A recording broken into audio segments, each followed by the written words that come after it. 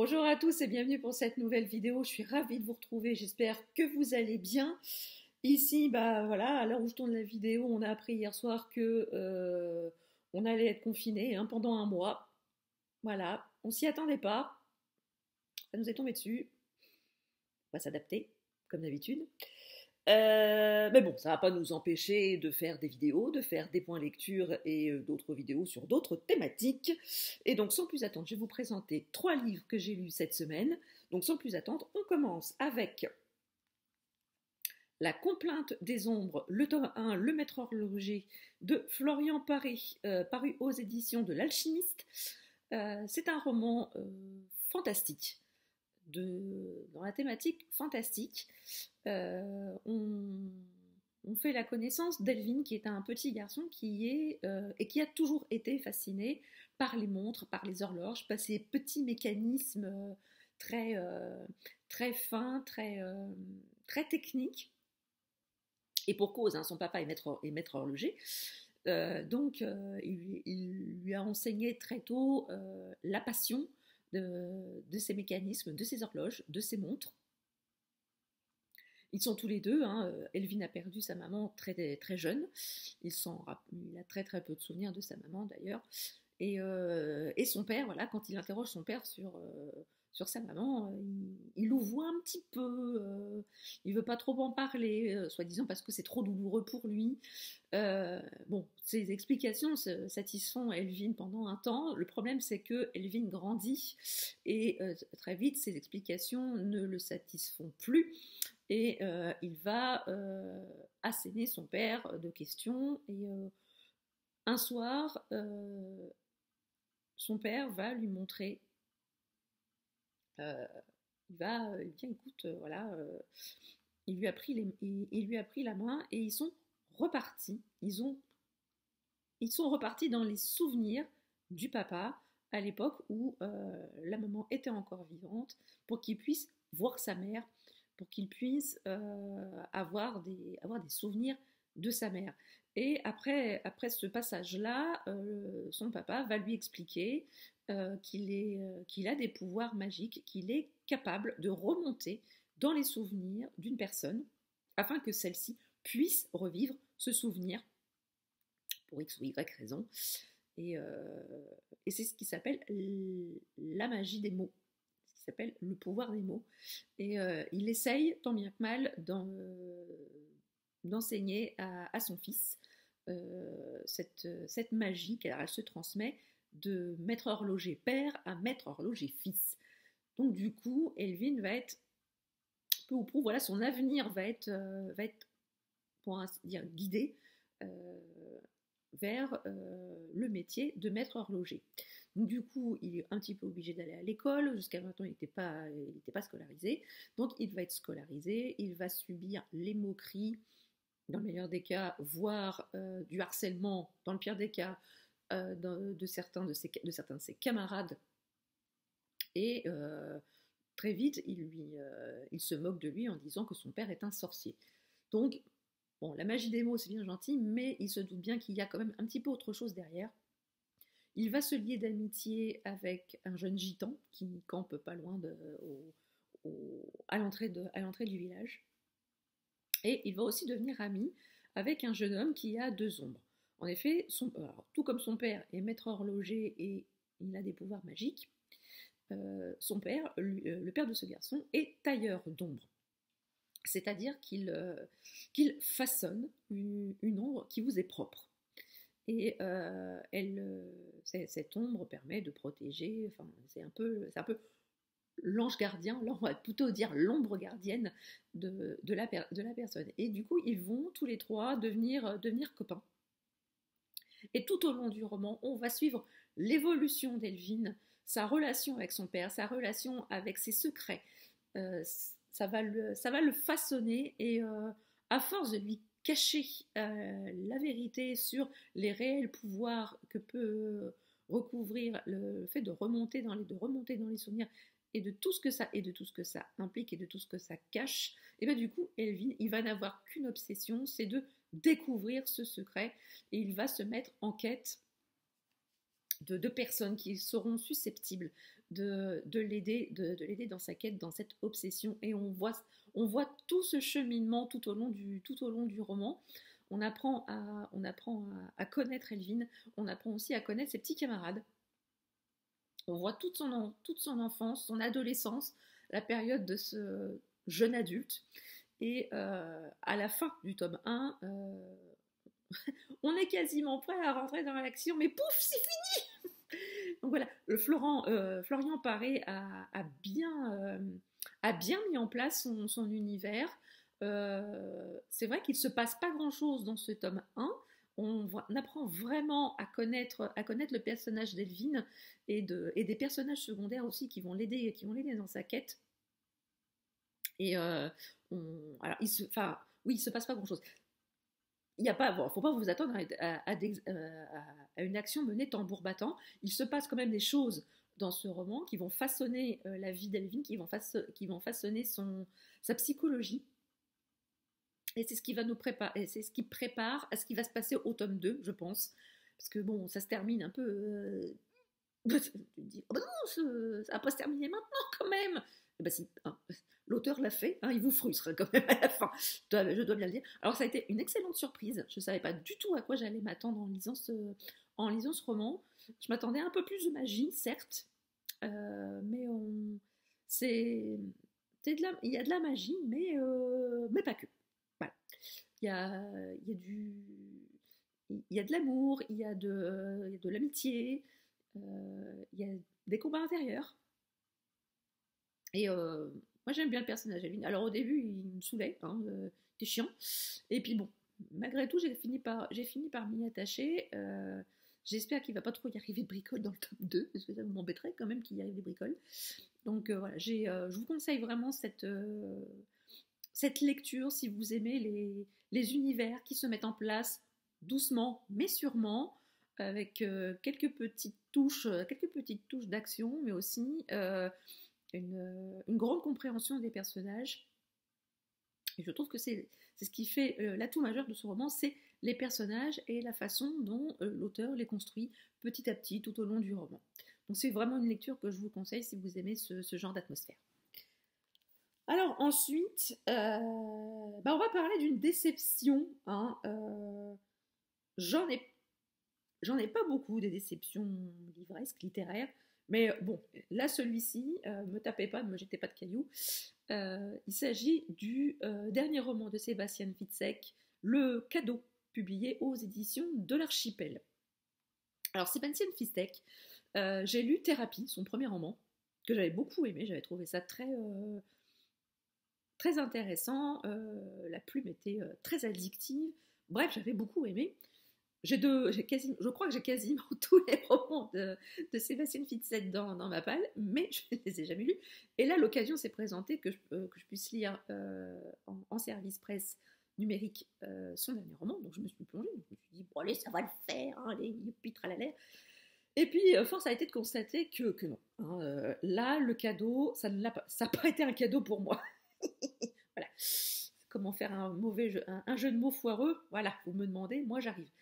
Donc voilà, le cadeau, ça n'a pas été un cadeau pour moi. J'ai pas du tout accroché à l'histoire. Pas du tout. Même si l'idée de base est intéressante, je l'ai trouvée mais complètement tirée par les cheveux. Pas trop crédible, malheureusement. Donc, ce qui fait que j'ai pas du tout croché à l'histoire. Chaque fois qu'il y avait un rebondissement, je levais les yeux aussi, j'ai fait oh non mais là c'est non c'est trop, c'était trop, l'âne trop comme dirait Nina. Non c'était vraiment Alors on fait la connaissance de Milan qui est un petit escroc quand même à la petite semaine. Et un soir, il est en vélo, il s'arrête à un feu rouge, il y a une voiture qui s'arrête à sa hauteur. Et là, il tourne la tête et il voit un couple assis à l'avant et une jeune adolescente à l'arrière, complètement terrorisée, qui plaque une feuille sur la vitre arrière de la voiture avec un message « Au secours, aidez-moi, ce ne sont pas mes parents ». Sauf que nous, on sait ce qu'il y a décrit sur le message, sauf que Milan ne le sait pas, étant donné qu'il ne sait pas lire. Il est analphabète. Mais à l'expression du visage de cette jeune fille, il comprend tout de suite qu'il se passe quelque chose de grave Et il va faire une chose peut-être stupide, peut-être que personne n'aurait fait à sa place, je ne sais pas. Moi, pour ma part, je ne sais pas ce que j'aurais fait à sa place. Il prend en chasse la voiture, donc du coup, il sait où se trouve ce couple et cette gamine, et il va tout faire pour essayer de sauver la gamine, sauf que le ravisseur va prendre contact avec lui et il va s'en suivre une course-poursuite dans toute la ville et dans tout le pays, et jusqu'à savoir exactement ce qui s'y passe. J'ai trouvé, voilà, j'ai pas adhéré à l'histoire, j'ai pas adhéré au personnage, je me suis pas du tout attachée au personnage de Milan, je me suis pas attachée au personnage secondaire, je ne me suis pas attachée à la victime, je me suis perdue avec les noms des personnages féminins. Au bout d'un moment, j'étais paumée, je savais plus qui était la victime, qui était le bourreau, qui était le gentil, qui était le méchant. Bref, ça ne l'a pas fait. Néanmoins, ce qu'on ne peut pas retirer à Sébastien Fitzek, c'est qu'il a une écriture qui est très addictive. Alors même, alors que je viens de vous dire que je n'accrochais pas à l'histoire, que je n'accrochais pas au personnage, que les nombreux rebondissements me faisaient lever les yeux au ciel, vous auriez pu me dire, t'aurais pu abandonner le bouquin. Oui, je vous le dis, j'aurais pu, mais, parce qu'il y a un mais, Sébastien Fitzek a une écriture qui fait que je voulais savoir la fin. Je voulais quand même, malgré tout, savoir la fin. Bon, je suis allée au bout. La fin m'a pas convaincue non plus. Donc c'est une grosse déception pour moi. Néanmoins, j'ai pas dit mon dernier mot. Vu que, comme je vous ai dit tout à l'heure, que je pense que j'avais quasiment tous les romans de Sébastien Fitzek dans ma palle, je vais lire les autres. Parce que j'avais vu certains retours de lecture que c'était, Sébastien Fitzek, c'était fluctuant, c'était ou des gros coups de cœur ou des grosses déceptions. Bon, là, pour moi, en l'occurrence, c'est une grosse déception. Le premier que j'ai lu, j'avais bien aimé. Donc, je ne vais pas me laisser, je ne vais pas me laisser abattre et je vais continuer à lire Sébastien Fitzek pour voir si ces autres romances le feront plus avec moi. Mais en tout cas, bon, moi, le cadeau, ça ne l'a pas fait. N'hésitez pas à me dire en commentaire si vous avez lu le cadeau et si ça vous a bien plu. Je serais ravie. Voilà. Je ne dis pas que le bouquin est mauvais. Attention. Je ne dis pas que le bouquin est mauvais. Je dis juste que cette histoire et moi, ça ne l'a pas fait. On ne s'est pas rencontrés, j'ai pas adhéré, mais je suis sûre que certaines personnes, que certains lecteurs y trouveront leur compte, qu'ils adoreront cette histoire, et tant mieux, mais avec moi, ça ne l'a pas fait. Donc voilà, n'hésitez pas à me dire en commentaire si vous avez lu ce roman, et si vous l'avez aimé, me dire pourquoi vous avez aimé cette histoire, tout simplement. Sinon, alors, dernier roman oui, c'est un roman. Oups. Témoignage ? Non, plutôt un témoignage. Alors c'est un roman, c'est un livre que je ne peux pas vous présenter physiquement, mais je vous mettrai ici la couverture, parce que j'ai été le mettre à la bibliothèque du bureau hier. Il s'agit de Ubuntu, ce que je suis, d'Emmanuel de Rênal, publié aux éditions de L'Harmitan. Alors c'est l'attaché de presse de la maison d'édition qui m'a contacté pour savoir si j'étais intéressée par lire ce livre. Alors c'est vrai que le quatrième de couverture était assez sibyllin, mais il m'en avait quand même dit assez pour attiser ma curiosité, et du coup j'ai accepté de lire ce livre. Alors c'est un livre qui est très très court, il fait 89 pages, mais j'ai trouvé que c'était pas dire rafraîchissant, mais ça permettait de reprendre un petit peu confiance en l'être humain. Pour dire que vraiment, alors, je vais vous expliquer un petit peu de quoi il retourne. En fait, il s'agit d'un témoignage d'Emmanuel de Rênal sur tout ce qui a fait tout ce qui a fait l'homme qu'il est à l'heure actuelle. C'est tout ce qu'ont pu faire, tout ce qu'ont pu accomplir tous ses ancêtres. Alors quand je dis tous ses ancêtres, on remonte vachement loin dans son arbre généalogique, on remonte vachement loin dans des périodes très très éloignées de la nôtre. Mais chacun de ses ancêtres, on a un court texte à chaque fois sur l'un de ses ancêtres. savoir ce qu'il a fait, où est-ce qu'il était, dans quelle zone géographique il était, et ce qu'il a accompli, et tout ce que cette personne transmet de génération en génération, et on voit tout ce fil conducteur le long de ces 89 pages jusqu'à arriver à Emmanuel de Rênal qui nous explique par tous les témoignages par la retranscription du témoignage de ses ancêtres, à montrer qu'il n'est pas juste un béquier, mais qu'il est Ubuntu, c'est-à-dire un tout. C'est un terme qui a été employé par Nelson Mandela et Desmond Tutu à la réunification de l'Afrique du Sud pour montrer que les hommes sont un tout. Ils sont la résultante de plein de choses qui se sont passées avant eux. Ils ont ça en eux et c'est un héritage qu'on se transmet de génération en génération. Et j'ai trouvé que c'était un roman... Enfin, j'ai du mal à dire que ce soit, je dis un roman parce que j'ai l'habitude, mais c'est plutôt un témoignage. Ça se lit très vite, hein, par contre. C'est une plume très, très fluide et on a envie de savoir petit à petit. Bon, voilà, c'est des témoignages d'1 ou 2 pages à chaque fois.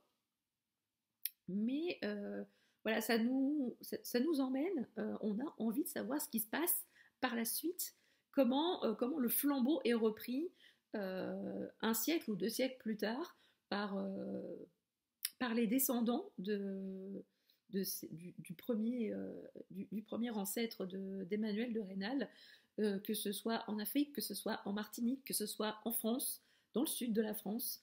On a on brosse toutes les périodes de l'histoire, toutes les périodes géographiques, tout ce qui a pu se passer, que ce soit dans les îles ou sur le continent, et j'ai trouvé ça absolument passionnant. C'était une très très bonne découverte. D'ailleurs, je remercie beaucoup Thibaut, l'attaché de presse de la maison d'édition, de m'avoir permis de découvrir cet ouvrage. Je vous le conseille vraiment. Voilà, si vous voulez vous changer les idées, si vous voulez voyager dans le temps, si vous voulez voyager dans les époques, et si vous voulez comprendre un petit peu ce qui fait de nous des êtres humains, je vous conseille réellement la lecture de cet ouvrage. C'est vraiment très très très intéressant. Sinon,